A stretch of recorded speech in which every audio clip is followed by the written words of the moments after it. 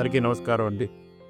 2024లో జరిగినటువంటి పూజ్య లాలాజీ మహారాజ్ గారి బండారాలో పూజ్య దాజీ గారు 2 బ్యాచ్ల్లోనూ 2 సందేశాలు ఇచ్చారు. ఒకటి ఆనందంగా ఉండండి, రెండోది శారీరక, మానసిక, ఆధ్యాత్మిక ఆరోగ్యం.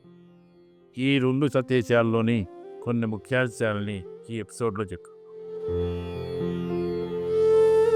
సహజ మార్గ సాధన చేపట్టడానికి ఏకైక యోగ్యత సంసిద్ధత అన్నారు బాబూజీ మహారాజ్.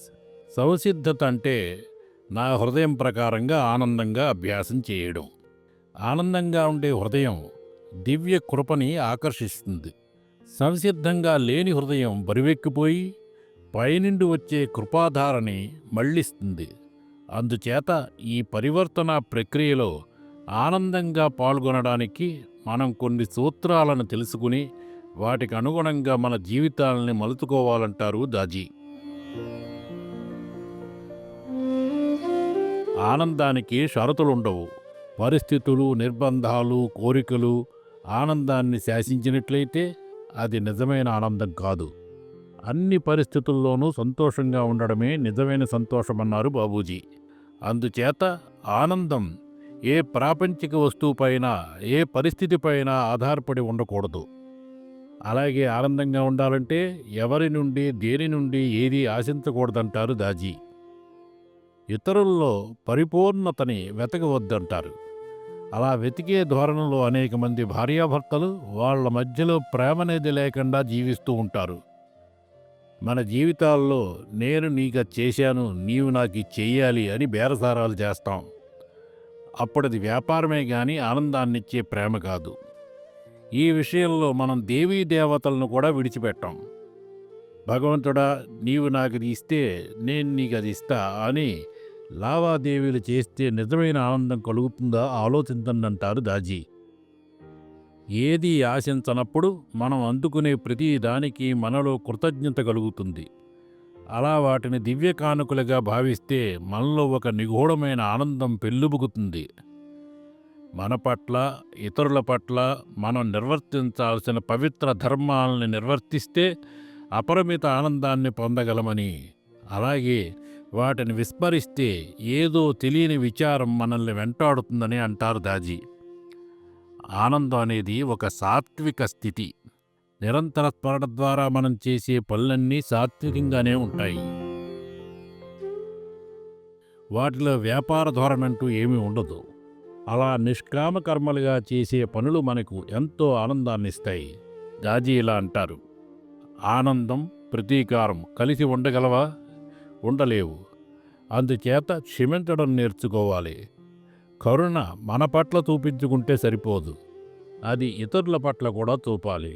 అది కూడా వివక్ష లేకుండా చూపాలి. చుట్టూ ఉన్నవారు బాధపడుతూ ఉంటే మనం ఆనందంగా ఉండగలమా? మానవ హృదయం ఇతరుల బాధలతో సంబంధం లేకుండా ఉండలేదు. అందుచేత మనలో ఉదారత డెవలప్ చేసుకోవాలి. ఉదారత ఒక గొప్ప ఉదాత్త లక్షణం. దీనికి సంబంధించి దాజీ ఒక కథ చెప్పారు. ఒకసారి శ్రీకృష్ణుణ్ణి అర్జునుడు తన ప్రత్యర్థి అయిన కర్ణుణ్ణి అందరూ ఉదారుడని ఎందుకంటారు అని అడిగాడు. అప్పుడు శ్రీకృష్ణుడు 2 బంగారు పర్వతాలను సృష్టించి ఒక పర్వతాన్ని అర్జునుడికిచ్చి దానం చేయమన్నాడు. అర్జునుడు ఆ బంగారాన్ని ఎంతో కష్టపడి ఎంతమందికో దానం చేస్తున్నా అది తరగట్లేదు. అప్పుడు కర్ణుణ్ణి పిలిచి ఆ 2వ బంగారు పర్వతాన్ని దానం చేయమన్నాడు. కర్ణుడు ఆ మార్గంలో అటుగా వచ్చే మొదటి వ్యక్తికి ఆ పర్వతాన్ని దానం చేసేశాడు. One is Kshama. Kshama means to forgive. What happens if you don't forgive and maintain a state of resentment towards the person? ఉదారతలో క్షమించడం కూడా ఉంటుందని, క్షమించడం మన ఆనందానికి కారణమవుతుందని అంటారు దాజీ.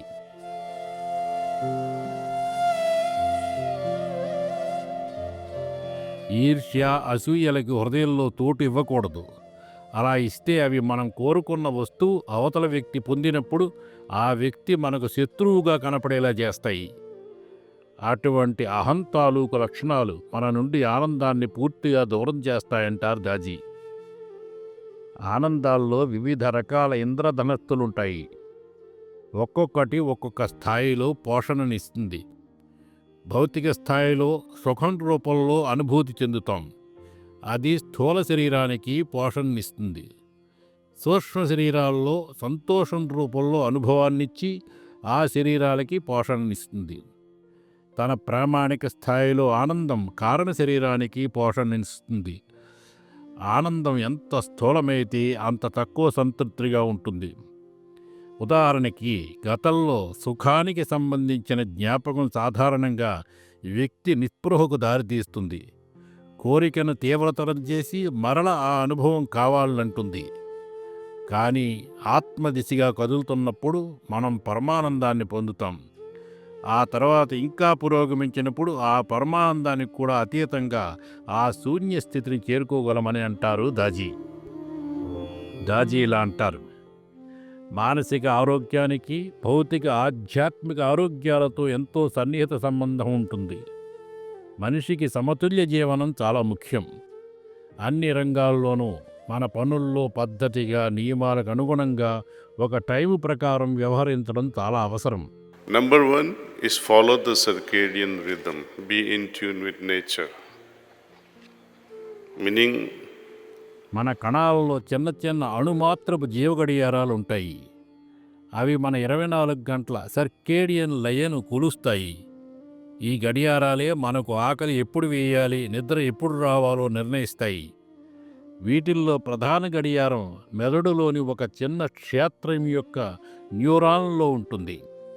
అది బయట వెలుతురు, చీకటి మార్పుల ప్రకారం శరీరంలోని అన్ని కణాల్లోని గడియారాలు ఏకకాలంలో సమన్వయంతో పనిచేసేలా చేస్తుంది. ప్రతిరోజు పెందరాలే నిద్రపోయి గాఢ నిద్ర అనుభవిస్తే ఏ రోజుకు ఆ రోజు మెదడుతో సహా మన కేంద్ర నాడీ వ్యవస్థ నుండి వ్యర్థ పదార్థాలు తొలగింపబడి మన నాడీ వ్యవస్థ ఆరోగ్యంగా ఉంటుంది. మనకు నిద్ర సరిగా లేనప్పుడు జరిగే ప్రక్రియలన్నీ మనం కొత్త విషయాలని నేర్చుకోలేని పరిస్థితికి, నేర్చుకున్న వాటిని నిలుపుకోలేని పరిస్థితికి దారితీస్తాయి. డిమెన్షియా, అల్జీమర్స్ వంటి వ్యాధులకి కారణమవుతాయి. మెదడులో ఎంత ఎక్కువ వ్యర్థ పదార్థాలుంటే అంత ఎక్కువగా నాడీ వ్యవస్థ దెబ్బతింటుంది. వాటిని తొలగించడం ఒక సమస్య అయితే అసలు అవి పోగోకుండా నివారించడం మరో సమస్య. ఎక్కడి నుండి వస్తాయి ఈ వ్యర్థ పదార్థాలు? మన మానసిక ఉద్వేగపరమైన కార్యకలాపాల ద్వారానే. హార్ట్ఫుల్నెస్ క్లీనింగ్ ఈ వ్యర్థ పదార్థాలని తొలగిస్తుంది. ధ్యానం, ప్రార్థన, నిరంతర స్మరణ అసలు అవి ఏర్పడకుండా కాపాడుతాయి.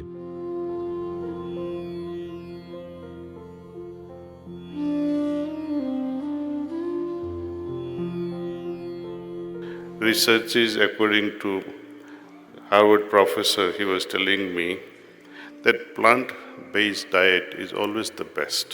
ఆహారపు అలవాట్లు కూడా ఈ వ్యర్థాల తయారీపై ప్రభావం చూపిస్తాయి. శాకాహారమే మన నాడీ వ్యవస్థలోని మెదడు, వెన్నుపూసలతో సహా కణాల ఆరోగ్యానికి దోహదపడుతుంది. అదిగాక బాబూజీ గారు 8వ నియమంలో చెప్పినట్లు నిరంతర దివ్య భావనలో భుజిస్తే ఆహారం సరిగా జీర్ణమయ్యే అవకాశం ఉంటుంది. మనం ఉద్వేగపరంగా కలత చెందినప్పుడు సహజంగా జరిగే శ్వాసకు భంగం కలుగుతుంది. గుండె వేగంగా కొట్టుకుంటుంది, రక్తపోటు పెరుగుతుంది. మనకు ఫైట్ ఆర్ ఫ్లైట్ అంటే పోరాడు లేదా పారిపో అనే పరిస్థితిని ఏర్పరుస్తుంది. ఈ పరిస్థితిని ఒక సరళమైన శ్వాస ప్రక్రియతో పూర్వస్థితికి అంటే ప్రశాంత స్థితికి మరల్చవచ్చనంటారు దాజీ.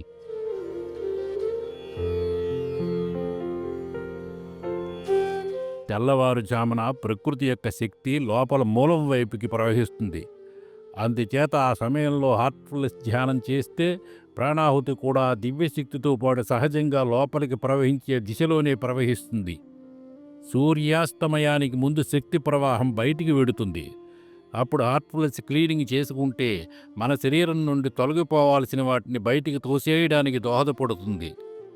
ఈ ప్రవాహ పద్ధతిలో ఉండడం కోసమే మన పూర్వీకులు పెందరాలే నిద్రలేచి సూర్యుని ఎదురుగా సూర్య నమస్కారాలు చేసేవారు.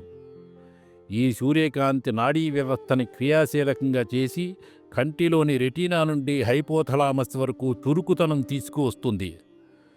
ఫలితంగా సెరోటోనిన్ అనే హార్మోన్ ఉత్పత్తి అవుతుంది. సంతోషాన్ని కలిగించే ఈ హార్మోన్ లేకపోతే మనం విచారంలో కురుంగిపోయే ప్రమాదం ఉంటుంది. అంతేకాదు ఈ హార్మోన్ నిద్రకి ఉపయోగపడే మెలటోనిన్ అనే హార్మోన్ ఉత్పత్తికి అవసరం. ఒకటి మరొక దానికి దారి తీస్తుంది.